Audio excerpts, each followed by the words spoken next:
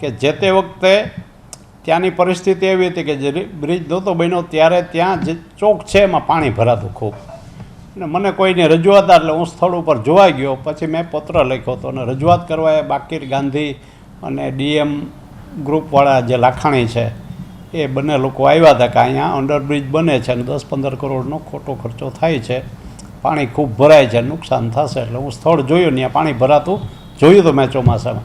મેં સરકારમાં એવી રજૂઆત કરી કે બિનજરૂરી આ ખર્ચો કરવાની જરૂર નથી, અહીંયા ઓલરેડી પાણી તો ભરાય છે, તો જો તમે આ બ્રિજ અંડરબ્રિજ બનાવશો તો પાણી વધારે નુકસાન થશે, એટલે પહેલાં આનું કંઈ સોલ્યુશન થાય એવું કરો, એવું મેં પત્ર લખ્યો તો એ વાત સાચી છે. એને લઈને હું એવું કહીશ કે બે બિલ્ડરો છે, બાકીર ગાંધી અને ડીએમવાળા લાખાણી, એની ત્યાં જમીન હશે એ પણ સાચી. મને ત્યારે ખબર નહોતી, હવે હમણાં જાણવા મળ્યું કે એની જમીનો છે ત્યાં અને એની બાંધકામ કર્યું છે. મારો ઈરાદો તો એ જ હતો કે બિનજરૂરી અંડરબ્રિજ બનાય પછી જો આની સમસ્યાનું સમાધાન ન થાય તો ખોટા પૈસા કોર્પોરેશનના કે ગવર્મેન્ટના ન જાય, એટલે મેં ખુલ્લો પત્ર લખ્યો હતો અને એ વાત સાચી છે. મારો હેતુ એ હતો કે આ અગવડતામાં પાછા પૈસા બગડશે, એ ન બગડે એટલા માટેની વાત.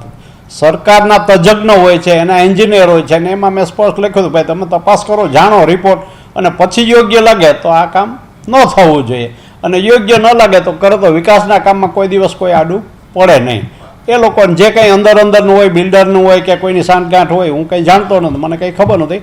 આજના મીડિયામાં આવ્યું એટલે મેં જાણ્યું ને તમારો ફોન આવ્યો એટલે મેં તમને ઇન્ટરવ્યૂ આપું છું કે એ વાત સાચી છે કે મેં લખ્યું હતું, પણ મારો કોઈ એવો ઈરાદો નથી કે આનો ફાયદો થાય ને પ્રજાને નુકસાન ન થાય. પ્રજા જે પાણીમાં અંદર પેલું થતું હતું એટલે ન થાય એટલા માટે. હવે જો સરકારને અને બીજા કોઈ અધિકારીઓને કે લાગે એવું કે આ ભાઈ બરાબર નથી ને પાણી ભરાય છે, એનો રસ્તો કરવો છે અને અંડરબ્રિજ થાય, તો હું એમાં સહમત છું ને મેં કોઈ ભૂલ નથી કરી. મેં ઓપન કાગળ લખ્યો હતો. ટ્રાફિક સમસ્યા હળવી થવી જોઈએ એ જરૂરી છે, અને કાયમ માટે હું અવારનવાર અધિકારીઓ લાગતા ઓળખતાને કહું છું ભાઈ ટ્રાફિક સમસ્યા છે એનું સમાધાન કરો, કારણ કે પહેલાં કરતાં રાજકોટમાં 1-1 કલાક, અડધો કલાક ક્યાંય ને ક્યાંય જંકશનો કહે ત્યાં બંધ રહે છે અને સમય વેડફાય છે, અવ્યવસ્થા થાય છે, એ ન થવી જોઈએ.